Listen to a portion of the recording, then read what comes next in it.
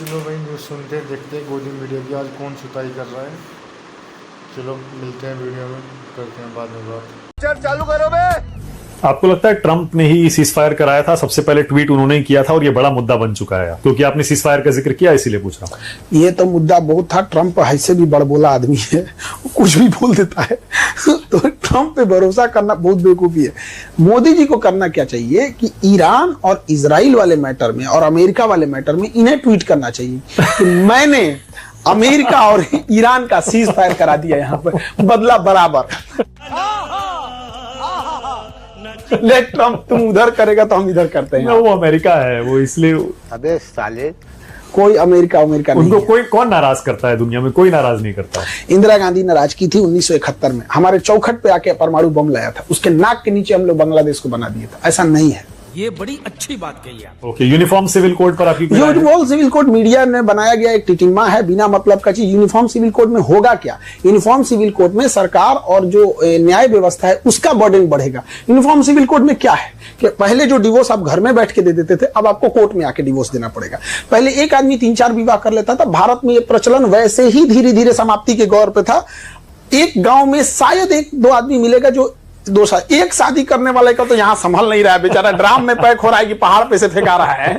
तो यहाँ कौन 2 शादी कर रहा है यहाँ पे? तो भारत में जो पॉलीगेमी है ऑलरेडी अपने पतन के रास्ते पर है। और अगर ये बहुत ज्यादा है तो चूंकि ये तो आंकड़ा गृह मंत्रालय के पास होता है, गृह मंत्रालय ये आंकड़ा जारी कर दे कि नहीं देखो भैया 10% से ज्यादा 20% से ज्यादा ऐसे मामले हैं तो स्ट्रिक्ट एक्शन लेने की जरूरत। तो इसमें कौन सा ऐसा चीज है? बीजेपी के राज्यों में लागू हो रहा है? नहीं, बात यहाँ राज्य की होती है, कांग्रेस बीजेपी से मतलब नहीं रहता है। आप क्रोनोलॉजी समझ लीजिए। और बिहार में जो वोटर लिस्ट को लेकर हंगामा हो रहा है, खान सर की उस पर कोई राय है? अभी तो 2003 के बाद फिर से एक बार वो इंस्पेक्शन हो रहा है, डोर टू डोर इंस्पेक्शन। उसके बाद 2003 की लिस्ट में जो नाम थे वो सेफ हैं। उसके बाद जितने नाम जुड़े हैं उनको कोई ना कोई कागजात दिखाने पड़ेंगे, या तो अपने देने पड़ेंगे या पिता माता के देने पड़ेंगे। ज्यादातर लोगों के पास अपने कागजात हैं और वो दिखा भी देंगे, और जो नहीं रहेगा तो भाई अपना इलेक्शन कमीशन अपना एक बोर्ड गठित करेगा जहां वो दिखाएंगे। अमूमन देखिए क्या होता है ना कि जो तो कह रहे हैं एनआरसी, विपक्षी कह रहे हैं कि एनआरसी ला रहे हैं बैकडोर से। देखिए एनआरसी में जिनके पास पैसा है, जिनके पास चतुर हैं, वो कैसे फर्जी बना लेंगे। आप इस चीज को समझिए। पीसेगा तो गरीब। जुम करो। जो बांग्लादेशी एंट्री किए हैं, हम आपसे बार बार कर रहे हैं, जो बांग्लादेशी एंट्री किए हैं वो इतने सातिर और इतने चतुर हैं ना कि वो अपना डॉक्यूमेंट बना के रखे होंगे। पीसेगा गरीब इंसान, जो झुग्गी झुपड़ी रहने वाला है, रेलवे स्टेशन के बाहर कोई रह रहा है, कोई कहीं रह रहा है, वो बेचारा आप पटना जाइए, गांधी मैदान डिवाइडर के बाहर लोग सोए होंगे लोग, तो गरीब पीस जाता है, दिक्कत ही आता है। और दूसरा जो चोर होते हैं, जैसे जो बांग्लादेशी हैं, जो रोहिंग्या हैं, बहुत सातिर है, उन्हें पता है कि हम दूसरे देश में एंट्री किए हैं इसलिए हमको पेपर वर्क से मजबूत रहना है। और जो यहाँ के लोग हैं, अरे चलो ना, चलते रहता है, हमारा ही देश है। यानी आपको लग रहा है कि इसकी कोई जरूरत नहीं थी? वैसे नहीं, जो जरूरत है, जो फर्जी है, बांग्लादेशी है, रोहिंग्या, इनको वापस भेजना चाहिए, लेकिन पकड़ के तो भेजिए। उसके पकड़ेंगे कहां से? आपकी सिस्टम खराब थी, उसने आधार कार्ड, पैन कार्ड सब बना के रख लिया है। वाह मोदी जी, वाह। बहुत आसानी से बन जाता है। इंडिया में कुछ भी आसानी से बन जाता है। हमारे यहाँ एक बच्चा पढ़ता था, उसको फीमेल कर दिया, उसको ना डॉक्यूमेंट में उसका फीमेल लिख दिया, और बेशर्मी देखिए वो एग्जाम देने गया तो कह रहा है कि तो फीमेल है, तो कह रहा है कि सब मेरा है, गलती से फीमेल लिया था, वो एंट्री नहीं दिया उसको। एक टाइपिंग मिस्टेक से एक मेल फीमेल बन गया। वो सब कुछ दिखा रहा है, पैन, आधार सब कुछ दिखा रहा है, बट जेंडर में क्या लिखा था? फीमेल, और उसको एग्जाम देने नहीं दिया। लवड़े न भोजन। तो ये जो कास्ट सेंसस जब होगा, इस बार जनगणना होगी, लगता है आपको ठीक ठाक हो पाएगी? पिछली बार तो इसीलिए कहते हैं ना, जब 2013-14 में हुई थी तब उधर इतनी गड़बड़ियां आ गई थी, इतनी गड़बड़ियां उसमें आ गई थी कि वो तो डेटा यूज करने लायक ही नहीं था। इस बार आपको लगता है हो पाएगा? अब डेटा आने के बाद ही कोई बता पाएगा। अभी पहले से हम लोग कैसे प्रेडिक्ट कर देना? हम डेटा देखें ना, कौन अधिकारी कैसा है, फैसला कैसा है? देखिए, कास्ट सेंसेशन की एक बात बताते हैं, जब तक कास्ट रहेगी ना तब कास्ट सेंसस ये सब चीजें चलती रहेंगी। सबसे बड़ा चीज होता है जी कि हिंदुस्तानी बन के रहना चाहिए। हमको देखिए, किसी को पता नहीं चलता हिंदू है, मुसलमान है, कौन जात का है, कौन नहीं, मतलब ही नहीं। हम किसी जात में सेट हो जाते हैं, किसी धर्म में सेट हो जाते हैं। तो क्या मतलब बनता है 2025 में आके किसी को अपनी जाति वगैरह दिखाने? मुझे समझ में नहीं यार। आप तो बिहार में पले बड़े, यही रहते हैं, यहाँ के समाज को, राजनीति को समझते हैं। बिहार की राजनीति तो हमेशा से जात पर ही चली है।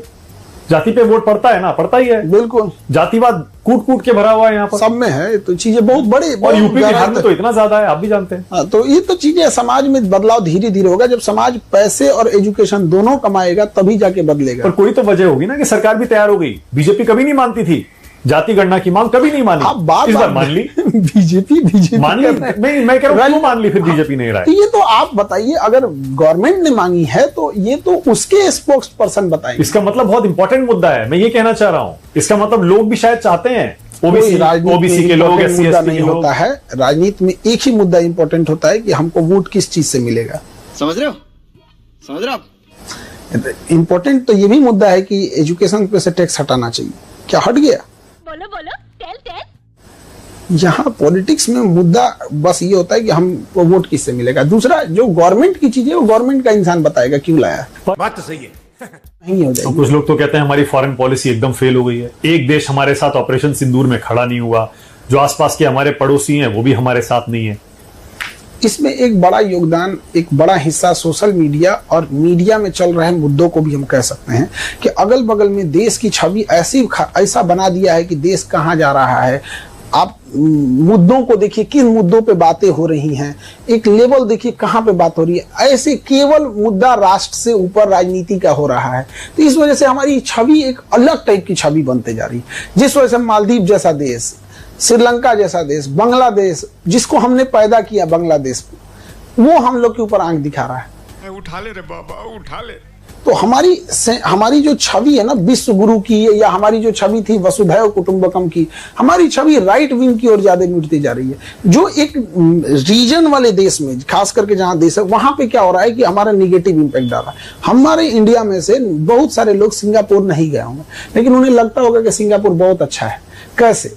क्योंकि उन्होंने मीडिया और इन सब चीजों से देखा है। तो हम मीडिया से काफी प्रभावित होते हैं। अमेरिका कोई नहीं गया है ज्यादातर लोग, लेकिन देखते हैं कि अमेरिका बहुत अच्छा है। उसी तरह से हमारे देश के बारे में पता करने से पहले लोग भी मीडिया देखते होंगे। तो इंडिया से कैसे लेवल की डिस्कस होता होगा, क्या दिखता होगा, उन्हें ये दिखता होगा यार ये सब तो केवल पॉलिटिक्स करता है सब। अरे बाप रे, ये तो धोती खोल रहा है। तुम्हारी पार्टी अच्छी कि मेरे, ये प्रधानमंत्री सही कि ये प्रधानमंत्री। अभी तक आप ये जाति कर रहे हैं मीडिया के साथ। सिर्फ मीडिया कैसे दोषी हो सकता है फॉरेन पॉलिसी के लिए? रुक, तेरे को बताते तेरी। वो तो सरकार उसके लिए जिम्मेदार, विपक्षी दल जिम्मेदार, जो लोग इस पर बहस करते और करवाते हैं। चड्ढा समझाओ, इसे समझाओ। इंटरनेशनल लेवल पर डिस्कस करने के लिए किस लेवल के लोगों को बुला के लाते हैं लोग?